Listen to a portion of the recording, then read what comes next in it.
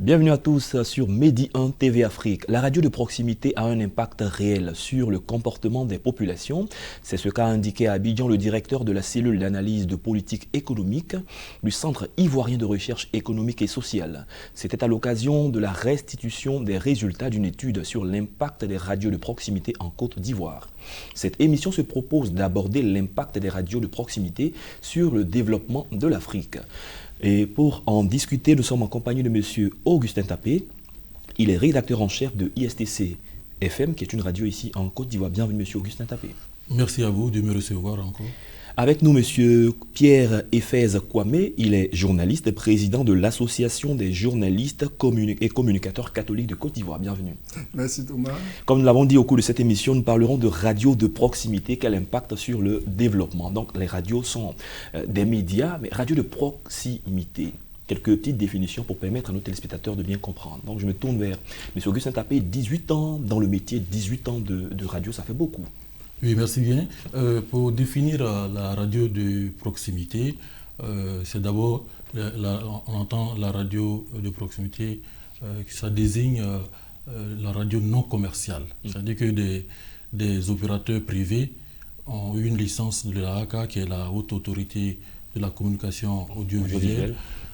Cette licence leur permet d'avoir une fréquence. Et c'est vrai qu'il y a des radios publiques, comme les radios de service public, mais il existe, comme on le dit, les radios de proximité qui sont désignées sous la coupole de radios non commerciales. Ça veut dire que ces radios ne font pas une certaine marge de publicité. Ils n'ont pas pour vocation de faire la publicité comme les radios commerciales.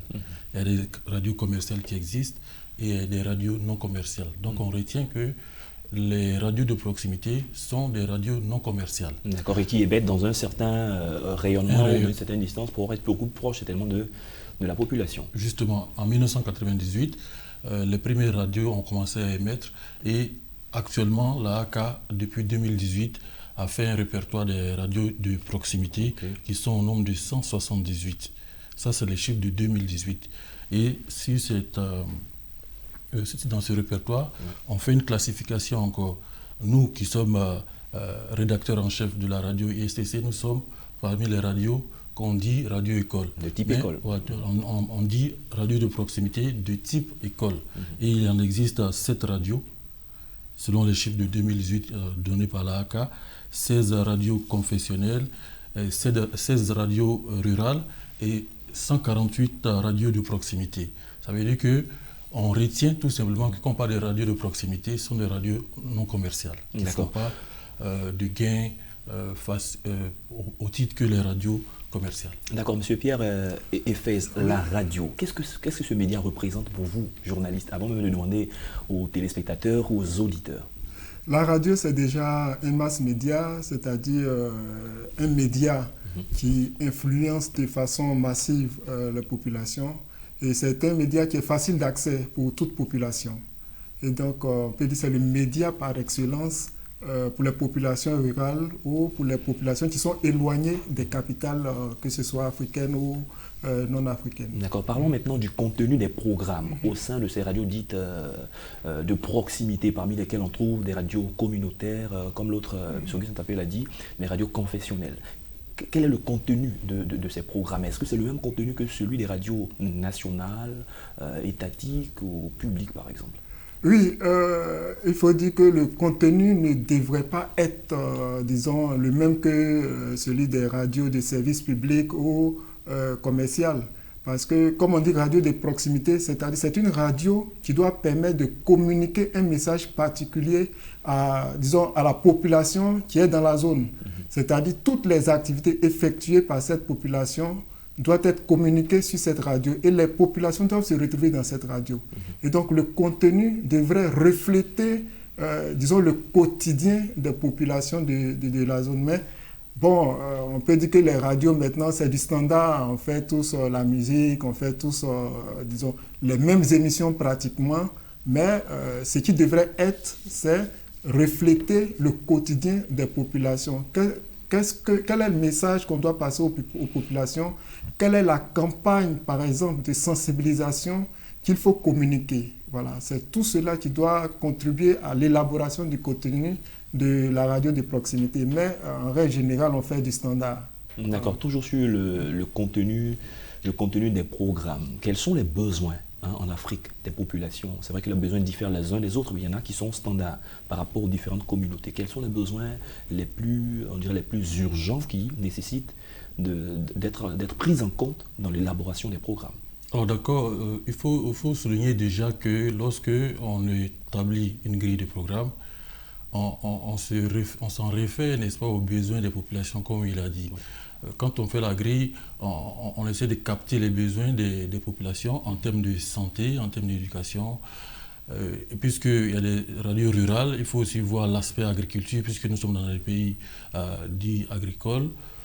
Mais les éléments importants dans les programmes, c'est que, puisque ce sont des radios de proximité, comme on l'indique, c'est aussi une autre définition qu'on peut ajouter, radio communautaire, vous l'avez dit.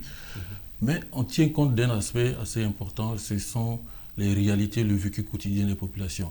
Et on élabore la grille, mais on tient compte de façon générale, quand on observe sur les radios de proximité, les programmes sont liés, n'est-ce pas, aux questions de santé, aux questions d'éducation et même de démocratie aussi, parce qu'il ne faut pas arrimer la question de la démocratie aux élections seulement. Il faut inculquer aux populations comment voter, puisque nous sommes pratiquement en 2020, dans une année électorale. Donc, c'est des éléments sur lesquels on table pour qu'on puisse élaborer une grille de programme qui correspond aux besoins et aux préoccupations des populations. D'accord, besoins, réalités, préoccupations des populations. Parlons des fonctions de façon générale des médias, mais de façon plus particulière de la radio. Quelles sont les missions des radios de proximité? Parce que des fois, il ne faut pas confondre la mission qui n'est pas la vôtre avec ce que vous avez certainement l'habitude de faire. Donc, quelles sont les missions spécifiques des radios de proximité? Là, je me tourne vers vous, M. Augustin Tapé. Oui, sur le sujet, les missions des radios de proximité, ce sont les missions générales de la radio, comme des médias, informer, éduquer et divertir aussi, parce que ce sont les aspects sur lesquels on table. Puisque tout à l'heure, ça a parlé de la musique. C'est vrai que la musique est un élément important dans les programmes aussi, il ne faut pas l'oublier, même si certaines radios en font en 90% et mettant de côté d'autres programmes. Mais je pense que c'est un élément qui est capital dans le dispositif, n'est-ce pas, de sensibilisation. D'accord, il y a le volet information. On sait que la Haute Autorité de la Communication Audiovisuelle en Côte d'Ivoire avait pris certaines mesures pour que certaines radios dites nationales ou de services publics puissent faire le traitement de l'information. Parce que pour faire le traitement de l'information, il faut des journalistes professionnels, ça on va y arriver. Mais les radios de proximité n'avaient pas cette possibilité de faire le traitement de l'information, souvent politique d'ailleurs. Donc au niveau de leur mission, je voudrais qu'on entre un peu dans le contenu pour voir ce qui est susceptible d'être fait ou comment cela doit être fait, pour ne pas qu'on ait l'impression que certains ont dévié la mission qui est la leur. Pierre Hufez. Oui, effectivement, les radios de proximité n'ont pas le droit de faire de l'information, surtout politique. Mais ils ont le droit de faire de l'information générale, de l'information soit pour sensibiliser, pour éduquer. Et puis tout ce qui se déroule dans l'environnement de la commune ou encore de la localité. Et les missions, en parlant de missions, il faut dire que la spécificité généralement la spécificité des radios de proximité, ce sont les langues locales. Oui. Voilà, dans un média de service public, ce qui domine, c'est la langue officielle. Mais dans les radios de proximité, je parle des radios communautaires surtout, c'est la langue locale à travers laquelle on informe la population. Puisqu'on le sait, le taux de personnes lettrées n'est pas vraiment fameux, disons, dans les zones rurales. Et donc, on communique plus dans les langues locales à travers, que ce soit pour sensibiliser, pour éduquer, pour aussi former. Je prends le cas de la sensibilisation pour le VIH-Sida, par exemple. Bon, puisque c'est ce qui est beaucoup plus généralisé. Voilà. À travers les langues, on réussit quand même à faire passer le message beaucoup plus facilement auprès des populations. Et aussi à leur donner tous les outils qu'il faut avoir pour lutter contre cette maladie. Si c'est une décision du côté politique, c'est vrai qu'on ne va pas insister sur l'aspect politique, mais comment est-ce que le message ou une loi qui a été votée à l'Assemblée nationale peut être comprise par les populations. Et là, c'est à travers les langues locales qu'on l'explique.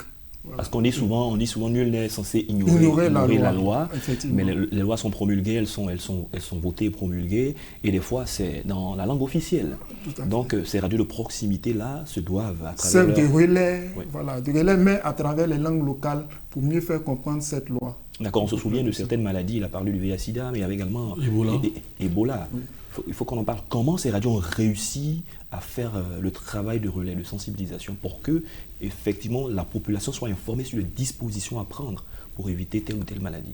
Alors, comme l'a dit effectivement, les radios beaucoup plus rurales ont eu cette vocation d'avoir la question des langues. C'est dans nos langues que les gens peuvent comprendre davantage. Ça, c'est une des missions qui avaient été assignées aux radios de proximité. Mais concernant les questions des maladies, je pense que les radios ont fait des productions avec le soutien de certaines grandes institutions pour sensibiliser les populations. Et sur cette base, nous pensons que la radio de proximité a joué un rôle important dans la sensibilisation des populations à comprendre comment se comporter. Parce que les radios de proximité sont également des outils de développement et des outils de sensibilisation pour permettre aux populations de comprendre certaines réalités. On les informe et on utilise les langues pour pouvoir donner écho de certaines informations. D'accord, justement pour parler d'outils de développement, on a l'habitude de dire que les zones qui sont les moins scolarisées, c'est dans les zones rurales. Et puis il y a des phénomènes tels que l'utilisation des enfants dans les champs, dans les zones cacaoyères, etc., etc. Parfois, les personnes qui sont dans des lieux reculés n'ont pas cette information. La radio est aussi un outil. Absolument, absolument. Comme je le disais tantôt, la radio est beaucoup plus accessible et est accessible même dans les tréfonds des régions les plus reculées.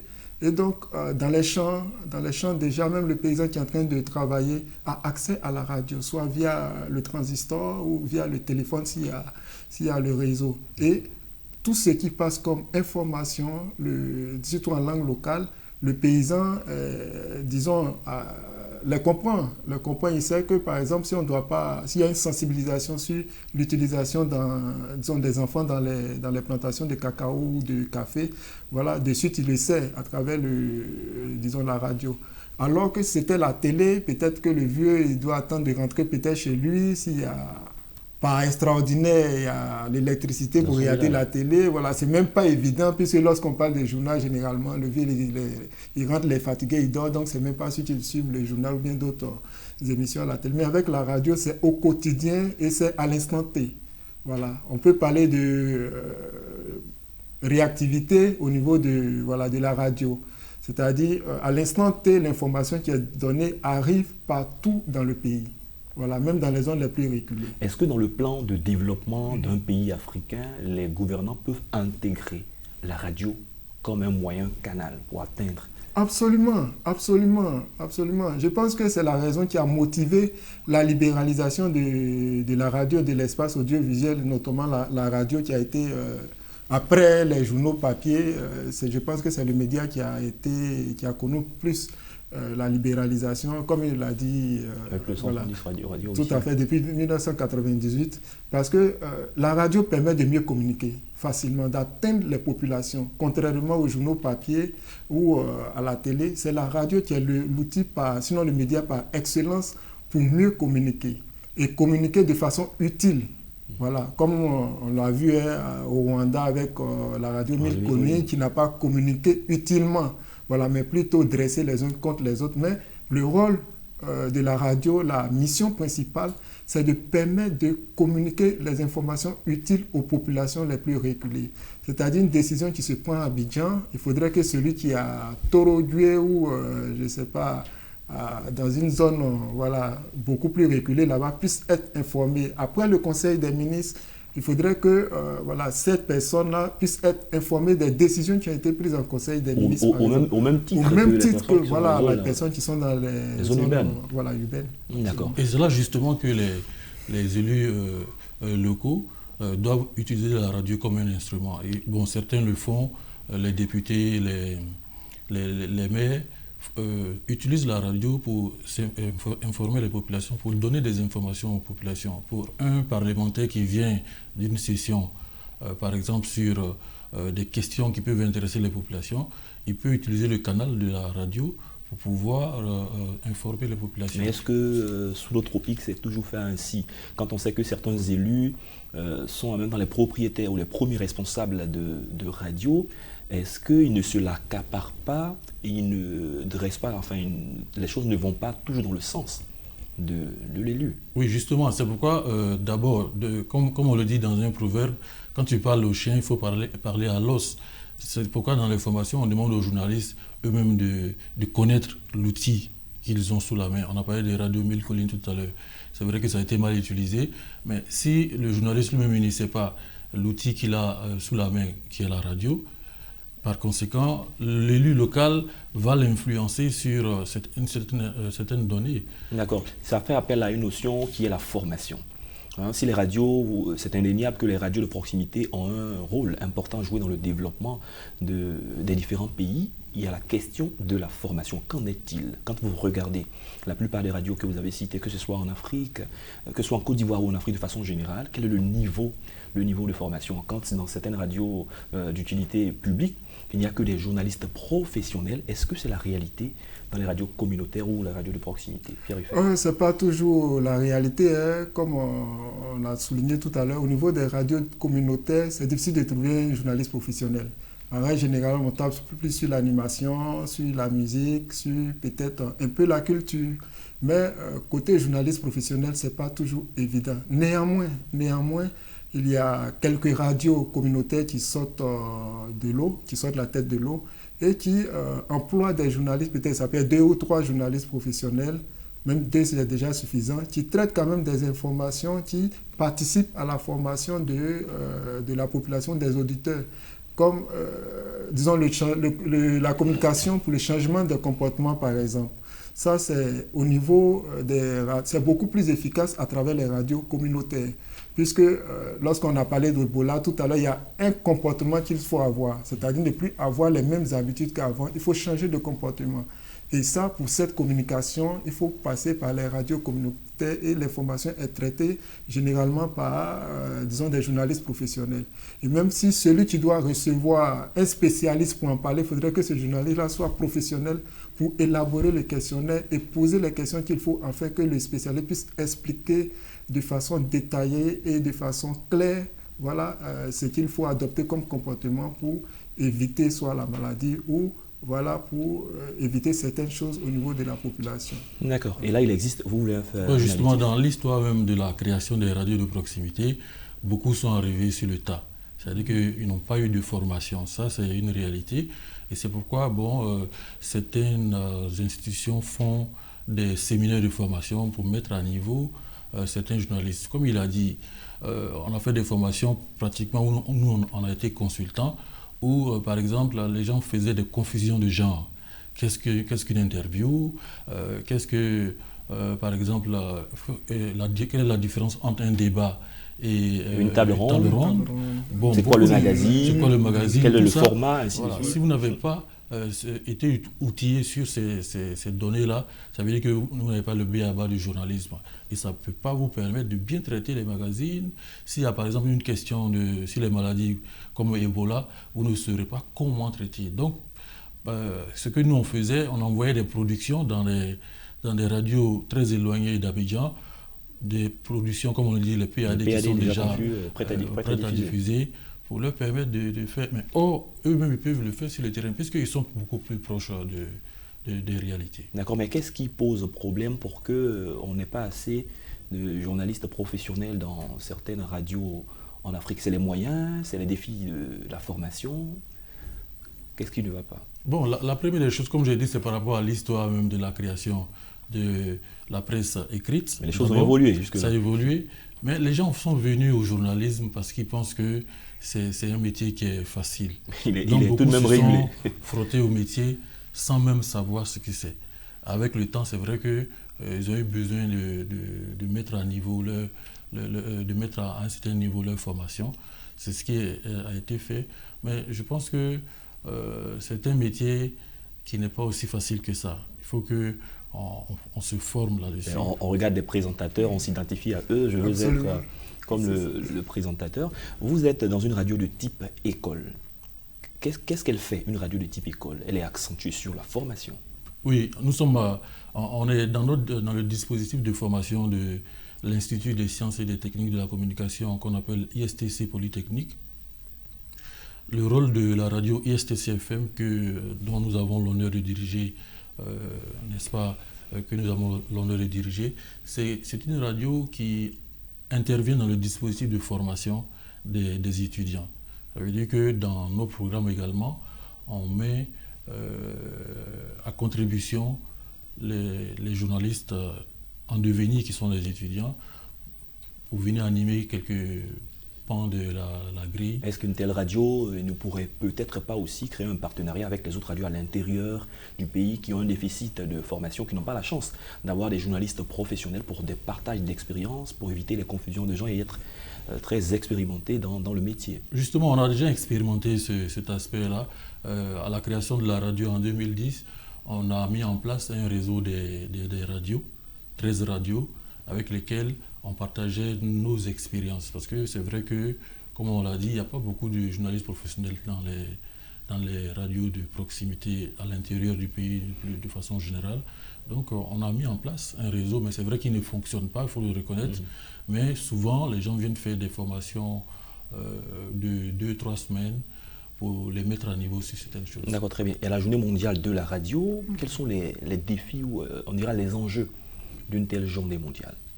Les enjeux, c'est je vais dire que concerne l'existence même de la radio encore, parce que dans l'imagerie populaire actuellement, avec le développement des technologies de l'information et de la communication, on pense que la radio a disparu. Non, la radio n'a pas disparu, la radio est encore là. Et cette journée mondiale permet de montrer que la radio a aussi évolué avec l'éthique. Voyez-vous, on parle de radio de proximité qu'on peut localiser de façon physique et géographique. Mais il y a des radios maintenant qui émettent sur le net, à travers le net. Les web radios. Voilà, des web radios, comme on appelle les web radios. Autant les radios qu'on peut localiser géographiquement et physiquement émettent sur le net. En même temps, il y a des radios spécifiquement web. Voilà, et donc celui qui, d'ici Londres, on peut émettre ici et avoir l'information à Londres ou, je ne sais pas, en Mongolie, voilà, à travers le net. Donc, la journée mondiale de la radio permet effectivement de montrer tous ces aspects de la radio, ces aspects multiformes de la radio, voilà, qui ne se résument plus au transistor, mais via le téléphone, via même la télé, puisque la radio est intégrée dans les télévisions nouvelle génération à travers les chaînes câblées, à travers le web. Donc c'est toute cette diversité, tous ces aspects de la radio, voilà, qu'on veut faire découvrir à travers la journée mondiale de la radio pour dire que voilà, la radio a encore sa place et une place importante dans nos sociétés, notamment africaines. Nous sommes en train d'aller vers la fin de l'émission. Comment avez-vous célébré la journée internationale ou mondiale de la radio, vous en tant que professionnel de la radio? Oui, en tant que professionnel, j'ai été invité à Yamoussoukro, où j'ai participé à l'enregistrement d'une émission d'une radio partenaire qu'on appelle la radio de la paix, sur les questions des élections apaisées et puis sur les questions migratoires. Ça veut dire que, comme l'a dit Efez, la radio joue un rôle capital dans la sensibilisation sur des grandes questions d'actualité, notamment la migration irrégulière. La radio sert de moyen de sensibilisation pour que certains jeunes soient dissuadés pour ne pas aller se faire tuer dans la Méditerranée, même dans le désert.